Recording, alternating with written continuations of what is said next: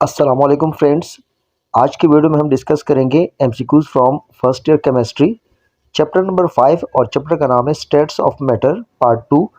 और इसमें हम डिस्कस करेंगे लिक्विड्स पार्ट को। फर्स्ट एमसीक्यू हमारे पास है, the boiling point of water is 100 centigrade, where is that of hydrogen sulphide is 42 centigrade, this can be attribute to. तो इस एमसीक्यू में पूछा गया है कि जो वाटर है इसका बॉइलिंग पॉइंट 100 सेंटीग्रेड होता है और जो हाइड्रोजन सल्फाइड है उसका 42 सेंटीग्रेड होता है। तो इसकी वजह क्या होती है, ठीक है, इनमें इतना बड़ा डिफरेंस क्यों होता है दोनों में। तो ऑप्शन ए हमारे पास है smaller bond angle of hydrogen sulphide than water. Option B हमारे पास है smaller radii of oxygen than sulphur. Option C हमारे पास है high ionization potential of oxygen than sulphur. और ऑप्शन डी हमारे पास है tendency of water to form hydrogen bond. तो यहाँ पर जो करेक्ट ऑप्शन है वो है डी, यानी कि tendency of water to form hydrogen bond. तो आपने ये बात याद रखनी है कि जो वाटर है इसका बॉइलिंग पॉइंट 100 इसलिए होता है, इतना ज्यादा इसलिए होता है क्योंकि वाटर के मॉलिक्यूल के बीच में हाइड्रोजन बॉन्डिंग पाई जाती है। ठीक है, हाइड्रोजन बॉन्डिंग दो मॉलिक्यूल के बीच में पाई जाती है। एमसीक्यू नंबर 2 हमारे पास है, liquids can form convex meniscus in a narrow glass tube when.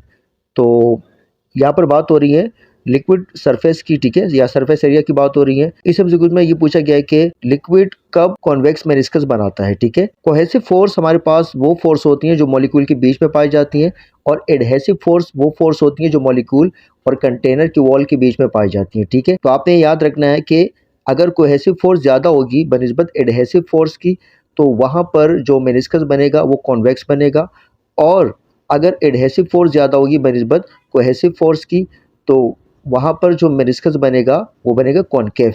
ठीक है, यहाँ पर ऑप्शन ए हमारे पास है, cohesive forces are stronger than adhesive forces. तो ऑप्शन ए हमारे पास करेक्ट ऑप्शन है, क्योंकि यहाँ पर कोहेसिव फोर्सेस ज़्यादा है और एडहेसिव फोर्सेस कम है।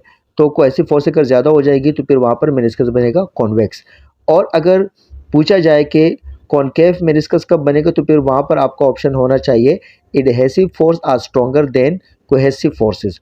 तो यहाँ पर जो करेक्ट ऑप्शन है वो है ए, यानी कि cohesive forces are stronger than adhesive forces. MCQ number 3 में पूछा गया कि which of the following statement is incorrect. नीचे 4 स्टेटमेंट दिए गए हैं, पूछा गया कि इनमें से कौन सा स्टेटमेंट इनकरेक्ट है। ऑप्शन ए हमारे पास है, viscosity is the resistance against the flow of liquid. तो ये तो हमारे पास करेक्ट है, क्योंकि विस्कोसिटी मुदाखलत होती है फ्लो ऑफ लिक्विड में। ठीक है, रेजिस्टेंस का मतलब यहाँ पर है मुदाखलत। ऑप्शन बी हमारे पास है, लिक्विड पजेज डेफिनेट वॉल्यूम। तो ये भी करेक्ट ऑप्शन है, क्योंकि हम जानते हैं कि लिक्विड का जो वॉल्यूम होता है वो डेफिनेट होता है। ठीक है, ऑप्शन सी हमारे पास है, one feels sense of cooling after bath due to condensation. क्योंकि नहाने के बाद या बाथ लेने के बाद जो बॉडी कूलिंग महसूस करती है, फील करती है, तो कंडेंसेशन की वजह से नहीं होता, वो एवापोरेशन की वजह से होता है। ठीक है, तो यहाँ पर जो करेक्ट ऑप्शन है वो है सी। एमसीक्यू नंबर 4 में पूछा गया कि which of the following पजेज weakest London dispersion force. तो नीचे 4 मॉलिक्यूल दिए गए हैं, पूछा गया कि इनमें से कौन सा मॉलिक्यूल है जिसका लंडन डिस्पर्जन फोर्स सबसे कम है। ठीक है, तो आपने ये बात याद रखनी है, जो मॉलिक्यूल जितना छोटा होगा उतना ही लंडन डिस्पर्जन फोर्स जो है ना वहाँ पर कम होगी। ठीक है, तो यहाँ पर पीरियोडिक टेबल के हिसाब से अगर आप देखेंगे तो पहला एलिमेंट हमारे पास आता है फ्लोरीन, फिर आता है क्लोरीन, फिर ब्रोमीन, फिर आयोडीन। तो यहाँ पर एटम के हिसाब से देखेंगे तो सबसे छोटा एटम जो है ना वो फ्लोरीन है, फिर क्लोरीन है, फिर ब्रोमीन है, फिर आयोडीन है। तो हमारे पास जो करेक्ट ऑप्शन है यहाँ पर वो है बी, यानी कि फ्लोरीन मॉलिक्यूल। एमसीक्यू नंबर 5 है, hydrogen bond is not found in.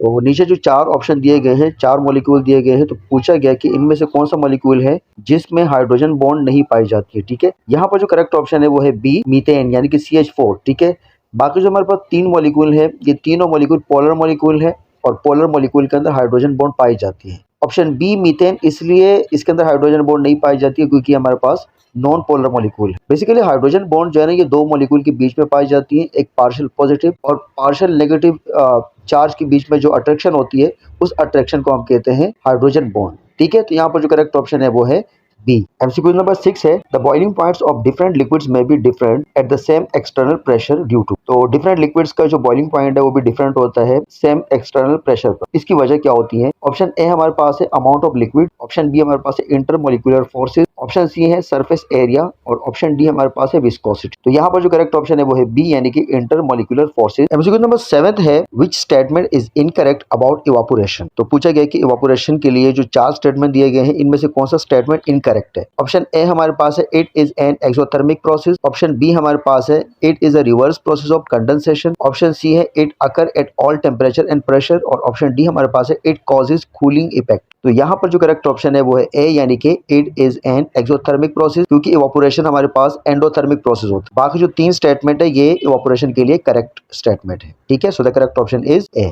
MCQ number 8 में पूछा गया है कि which of the following liquid show maximum surface tension. ठीक है, 4 मॉलिक्यूल दिए गए हैं और पूछा गया कि इनमें से कौन सा मॉलिक्यूल है जो सबसे ज्यादा सरफेस टेंशन शो करता है। ऑप्शन ए हमारे पास है वाटर, बी है मरकरी, सी हमारे पास है इथाइल अल्कोहल और डी हमारे पास है गैसोलीन। तो यहाँ पर सी और डी जो इथाइल अल्कोहल है और गैसोलीन है इनको तो आप निकाल ही दें, इनका सरफेस टेंशन तो मरकरी और वाटर की बनिस्बत बहुत कम होता है। अब अगर हम बात करें मरकरी और वाटर की तो मरकरी का सरफेस टेंशन वाटर की बनिस्बत ज्यादा होता है। ठीक है, तो लिहाजा यहाँ पर जो करेक्ट ऑप्शन है वो है बी यानी कि मरकरी। 9th एमसीक्यू हमारे पास है a non polar molecule with bigger size will experience. ठीक है, तो एक नॉन पोलर मॉलिक्यूल है उसका साइज भी बड़ा है, तो उसके अंदर कौन सी फोर्सेस ज्यादा होगी। ऑप्शन ए हमारे पास है लंडर फोर्सेस, ऑप्शन बी हमारे पास है dipole dipole interaction, option C है हाइड्रोजन बॉन्डिंग और ऑप्शन डी है ऑल ऑफ दिस। तो यहाँ पर पूछा गया है कि नॉन पोलर मॉलिक्यूल, तो नॉन पोलर मॉलिक्यूल के अंदर ना तो डाइपोल डाइपोल इंटरेक्शन पाई जाती है और ना ही हाइड्रोजन बॉन्ड पाई जाती है। ठीक है, तो यहाँ पर जो करेक्ट ऑप्शन है वो है ए यानी कि लंडन फोर्सेस।